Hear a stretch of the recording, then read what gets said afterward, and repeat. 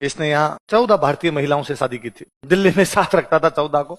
इसकी फोटो है वैसे, बीच में खुद बैठा है, 7 इधर बैठी है, 7 इधर बैठी है, 15 मिलके हुक्का पी रहे हैं। तो बीच में हुक्का रखा हुआ है और हुक्के की वो जो पाइप होती है वो लंबी कर रखी है उन्होंने, और खुद खींच रहा है, तो सुट्टे तो ही मार अपने।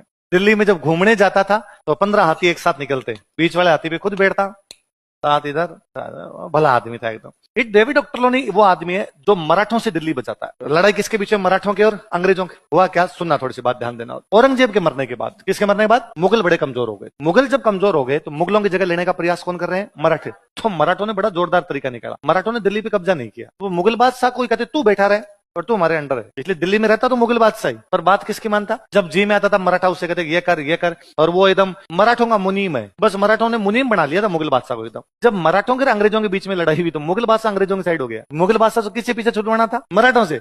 तो मराठों ने कहा अब हम दिल्ली पे कब्जा करेंगे। इस मुगल बादशाह अंग्रेजों की तरफ जा रहे हैं, तो अब मराठे कब्जा करने के लिए कहां पे जा रहे हैं? दिल्ली।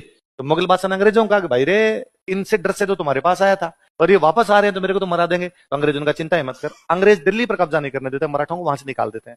वो जो दिल्ली बचाता है वो अंग्रेज कौन था? डेविड ऑक्टरलोनी, दिल्ली का रक्षक। दिल्ली का रक्षक। रक्षक के लिए एक शब्द होता है नसीर। क्या शब्द होता है? नसीर का मतलब क्या होता है? रक्षक। तो मुगल बादशाह ने कहा तू तो नसीर है दिल्ली है, तो क्या है? दिल्ली का रक्षक है। तो उसको बड़ी अच्छी उपाधि लगी, उसने कहा अरे जोरदार है, अपना नाम आज से क्या है? नसीर। अब राजस्थान में मराठों का एक अड्डा है अजमेर। भाई अजमेर क्या अपने कोयटा में पृथ्वीराज चौहान की राजधानी थी।